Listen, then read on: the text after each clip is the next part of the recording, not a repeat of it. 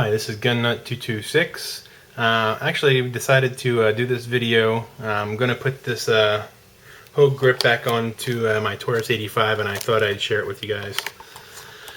You can see here the model that we're looking at is the Taurus small frame revolver, the Hogue. So let's take it out again.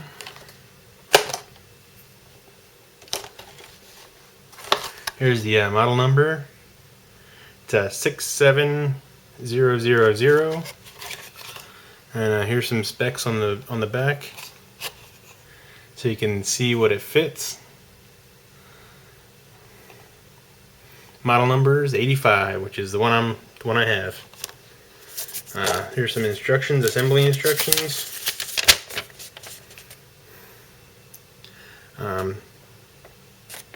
So basically, I've done this before, so I'll just take a quick glance at these. I needed to modify this slightly for the one that I'm using. So I'll show you what I'm talking about here. It's not really, I guess, intuitive.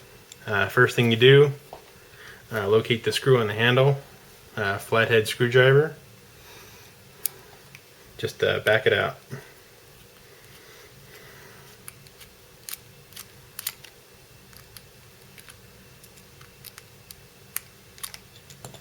Remove the screw. Now remove the top part of the handle. Remove the bottom part of the handle.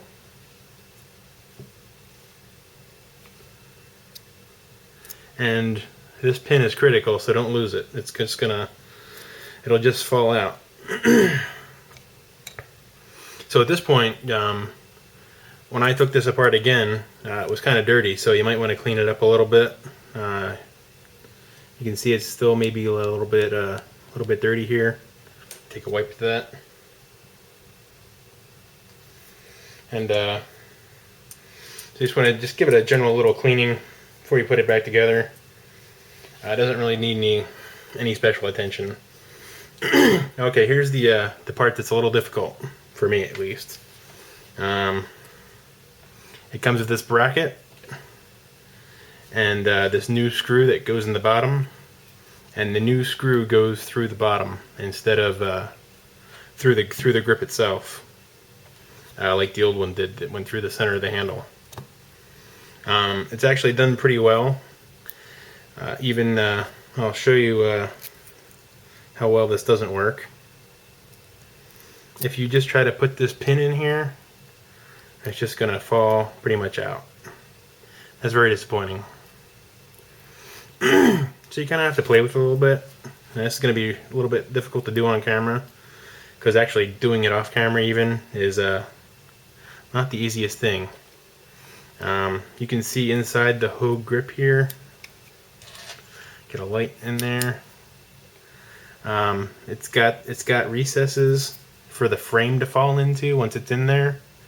So it's very secure once it's actually together. At least that's been my experience. But taking it apart and putting it back together, well, that's a different story. So we'll see how this goes again. Remember the first time I did it, it wasn't a piece of cake. So let's give it a shot. See, the pin fell out again. All right, hold on. Let's try this again. This is the way that I found that was easiest, at least, to get it in. Sorry about that. The battery had a problem, I guess. Battery died. Need to find a better battery for this camera. Anyway, once this handle goes on, it seems very secure. So what I do is I just kind of slip it on a little bit, and not really sure if there's a better way of doing this, but this is just how I've done it. The key is to kind of slip this in to you can see it's a bit of a challenge.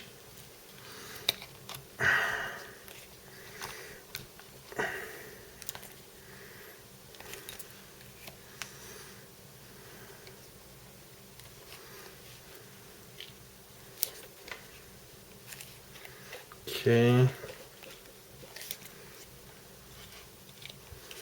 It's got to reorient that screw to the right position for the handle to slip on. There we go. So yeah, it's a bit of a challenge. Really not the best design in my opinion, but the pin stayed in this time, I believe. We'll find out in a second, I guess, here. Put this in, and you just start screwing it on until it gets really tight.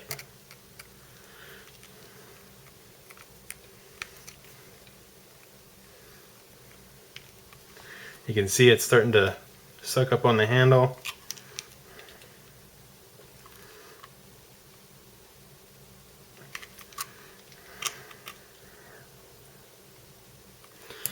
Here. There it is. Finally there.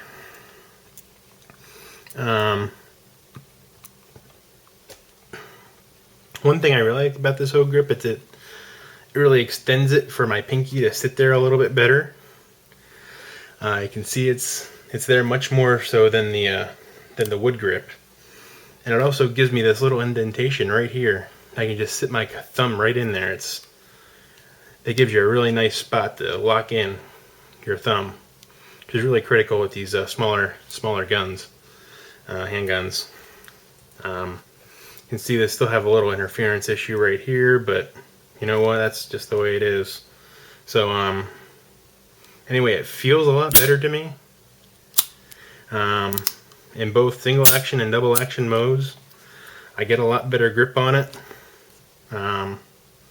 In either left-handed or right-handed mode, I kind of like shooting this gun more right-handed because it's got that extra little grip right here. But I can shoot with either hand pretty much, sort of ambidextrously. At least that's what I claim or try to do. So I'll just take this old set of wood grips here and put them back in the box for another day, man.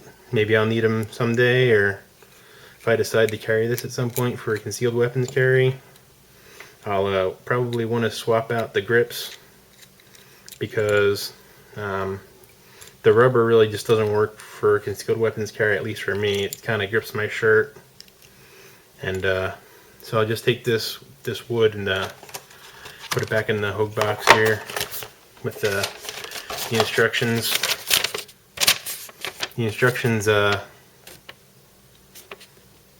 I guess cover this in enough detail. They don't really tell you how difficult it is to really install it with that pin and trying to get it around the grip.